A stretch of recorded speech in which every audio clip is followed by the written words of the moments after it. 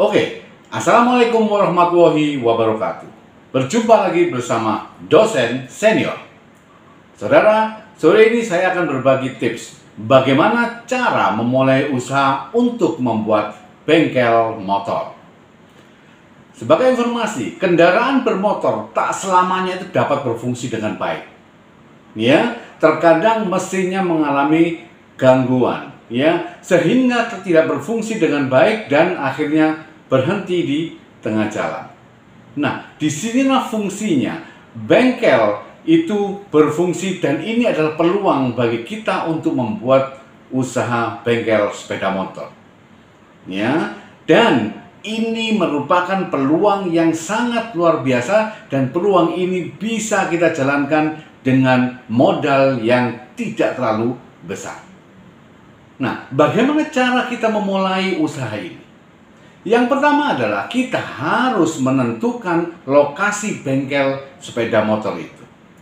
Intinya kita harus mencari lokasi yang di pinggir jalan raya, atau kita cari yang di tengah kota, atau kita dicari di dekat pasar dan lain sebagainya. Intinya di keramaian.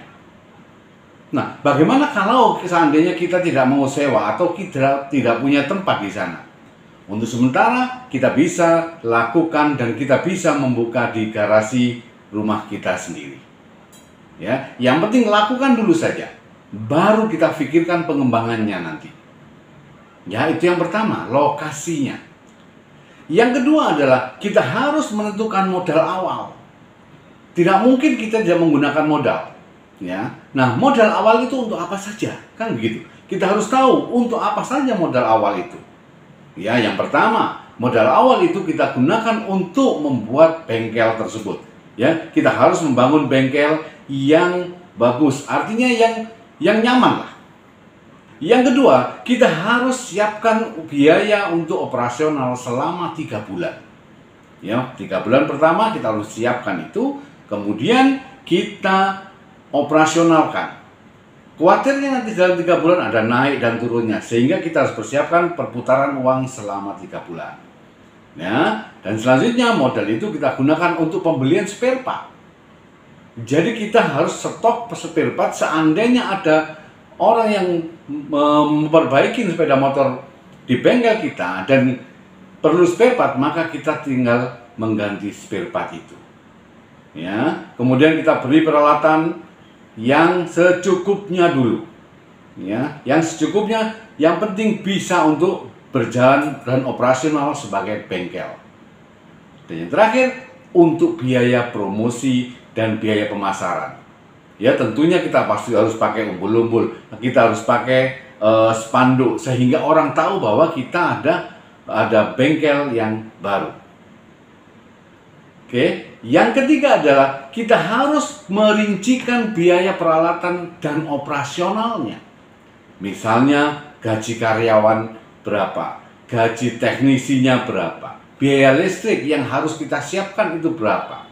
Dan kita siapkan dan cadangan. Yang tadi saya informasikan bahwa kita harus sediakan dana cadangan 3 bulan pertama, sehingga pada saat sepi kita masih bisa beroperasional. Ya, sepi karena masih awal, tidak masalah, makanya kita siapkan dana 3 bulan pertama. Ya, dan kita siapkan peralatan yang lengkap, ya, termasuk kunci, kompresor dan lain sebagainya. Itu harus kita persiapkan semuanya.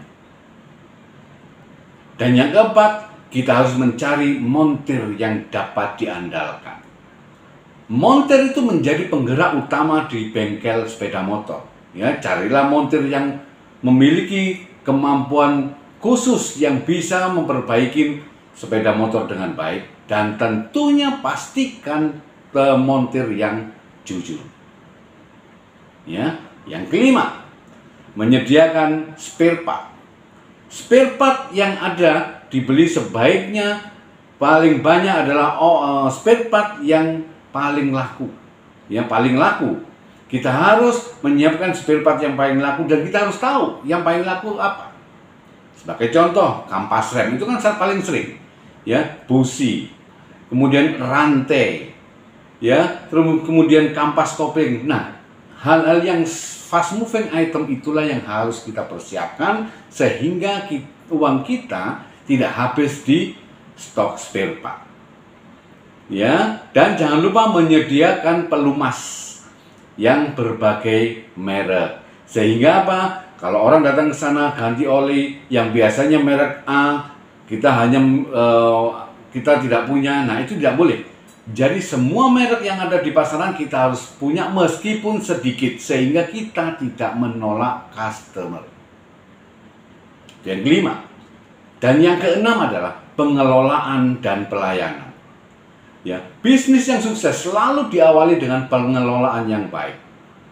Ya, contohnya pembukuan. Ya, bagaimana gaji karyawannya, jangan sampai terlambat. Kemudian apa? Kita harus tahu barang mana yang harus beli. Jangan semua stok kita beli.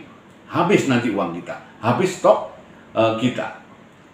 Kemudian kita beri fasilitas yang nyaman untuk mereka yang menunggu. Sehingga apa? Sehingga mereka nyaman dan mereka akan kembali lagi ke tempat kita.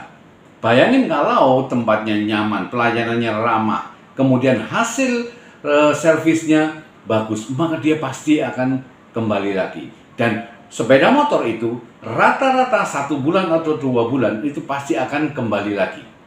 Karena dia harus mengganti oli. Ya, dan yang ketujuh adalah mengatur strategi promosinya bagaimana.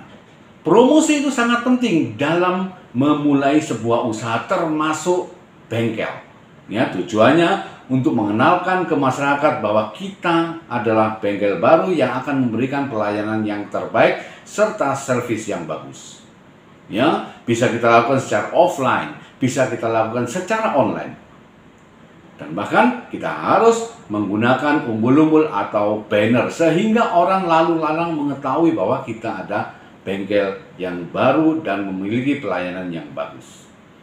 Ya, semoga ini bisa bermanfaat bagi Anda dan Anda bisa berhasil menjalankan usaha bengkel sepeda motor ini.